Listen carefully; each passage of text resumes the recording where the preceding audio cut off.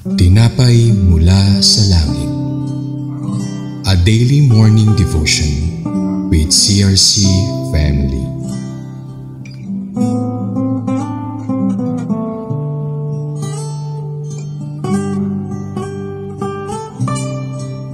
Hello, good morning po sa bawat isa. Napakabuti ng Diyos at 2024 na. 2 years na tayo sa ating Tinapay Mula sa Langit. Salamat sa bawat isa, sa ating multimedia, TMSL, sa mga reverends, sa mga assistant, sa mga daughter churches na involved doing anniversary nila. Talagang sila ay naka-schedule. Congratulations sa bawat isa. Tuloy lang po natin ito sapagkat ito po ay isang bahagi ng paglagong spiritual. Marami po ang napapagpala nito. Kaya congratulations din. Meron na tayong ads na monetize na rin. Praise the Lord. Patuloy po natin sa baybayin. Pagpatuloy po natin ang pakikinig. Huwag po natin i-skip ang ads. Ito po isang bagay na talagang nire-reward din ng Lord ang pagod ng ating Pastora Gadli. To God be all the glory ng lahat ng ito. Salamat po. Let us pray, Lord. Nagpapasalamat po kami sa new beginnings namin ng 2024 sa TMSL, sa aming buhay. Salamat po. Kami iyong pinilakas, niligtas, pinagpada, at nandoon ang kagalakan at kasiyahan ng paglilingkod. Bagamat dumaan sa anumang mga sitwasyon na i-cross over mo kami, tinawid mo kami dahil we have a big God who will answer all our prayers. Continue to shower us with your wisdom and knowledge that comes from you, Lord Jesus. Salamat po sa umagang ito, sa pangalan mo, Jesus. Amen. Tayo po'y babasa sa Numbers chapter 5 verses 9 to 10 at ang title po ay The Right of the Priests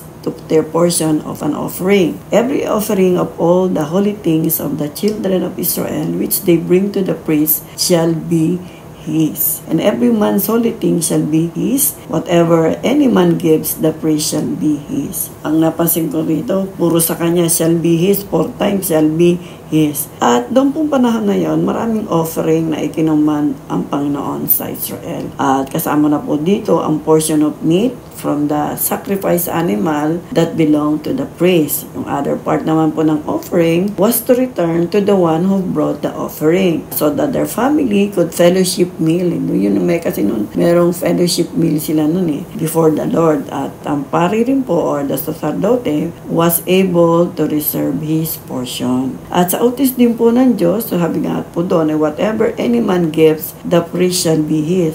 Sa komandang Panginoon, the priest worked for the Lord and for God's people supplied for His family. Nagtatrabaho sa Diyos, sinusuplayan naman ng Diyos ang mga tao para naman isupply naman sa family ng pare. Diba? Napakaganda nun, napakabuti ng Panginoon dahil balanse, kahit nagpagod ka, hindi kanya pababayaan. Salamat sapagkat yung portion na yon ay ibinigay sa kanya. Kasi po yun, kaya nangyari yun kasi nga yung camp nila ay contaminated by sin. Kaya kinakailangan talagang linisin o sa kapayapaan at kaayusan. Kaya itong mga kautusan ng Panginoon ay ginaganap ng bawat isa sa pamamagitan ng duties and responsibilities ng mga saserdote. Ang priest po, ibig sabihin ng saserdote, mangaral, 4 na bagay na nais gawin sa atin ng Panginoon. Kinakailangan natin gawin yung mga pinagagawa niya sa atin. Sa ating pong binasa na devotion natin this morning ay meron pong sinasabi sa Hebrews 4:14 na sinabi doon, since then we have a great high priest who was passed through the heavens, Jesus, the Son of God, let us hold fast our confession. Yon, talagang clearly identify ang ating great high priest.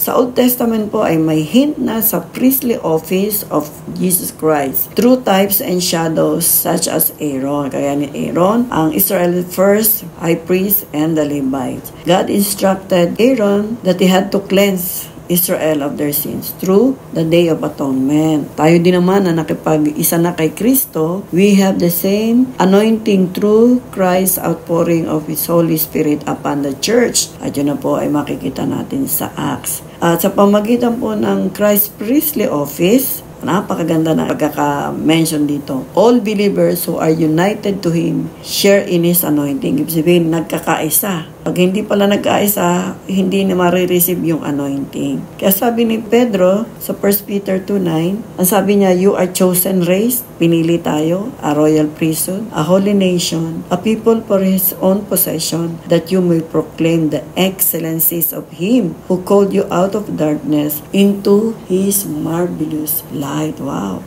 Ang ganda. Kaya yung statement ni Peter, talagang nire-rest assured niya that church identity as a royal priesthood in their union with God. Sa pakikipag-isa natin kay Kristo. Wow! It's a beautiful promise talaga ng Diyos sa atin. Amen? Ano po ba ang dapat nating gawin bilang saserdote? Okay? Ang sabi po doon sa Hebrews chapter 5, ang priest ay nagbibigay ng sacrifice to God and represent the other people. Pangalawa, priests must be cleansed in a special ritual way 5:3. And priests are chosen for the office by God 5:4. Yung po sa Hebrews 5:4. In summary po, noong panahon ng pare, ngayon po ay mga pastor naman po ang gumaganap. So sa ating pong nabasa, tayo po ay may tungkulin bilang priest, saserdote o pastor. Tayo ay mangaral, magturo, magpaliwanag at manghikayat. Kailangan nating ituro ang ebanghelyo sa iba upang marami pa tayong madala sa Panginoon. Salamat sa mga duties and blessing sa atin. Gaya nung sa Old Testament, ang saserdote ay may portion. Hanggang ngayon, may portion pa rin. Hindi nagbabago ang Diyos. Salamat po sa kanyang salita na ating napag-aralan. Kumusta kayo? Mga royal priesthood, mga saserdote ng Panginoon. Napakabuti niya, pinalalakas niya tayo, tinuturuan, binibigyan ng wisdom, at ini-extend ang buhay para magamit pa. Tayo po ay magpasalamat. Amang Diyos, salamat po sa aming napag-aralan. Ang iyong salita nga po ay nakaka-inspire sa amin, nakakabigay ng lukso ng puso, Panginoon, sa paglilingkod. Salamat po, tinawag mo kami, O Diyos, na kaisa mo kami at tinawag mo kami ng royal priesthood namin. Salamat po, pagkakaloob mo sa amin ng buhay na mabuti, masagana, ligtas, at masaya. Salamat po sa pangalan mo, Jesus. Amen. Muli po, inaanyayahan ko kayo sa pakinig everyday. So, patuloy nating pakinggan. Excite po ang susunod na mga kabanata. At talagang nakaka-refresh po ng memory ang lahat ng ating pag-aralan everyday. Kasi nga po, para tayo nagba-Bible school na, no? Kaya salamat sa Lord. Pagpalain kayong bawat isang nakinig. And good day. May God always order our step everyday. Ito pa yung Pastor Feli ng Summerfield nagsasabing, God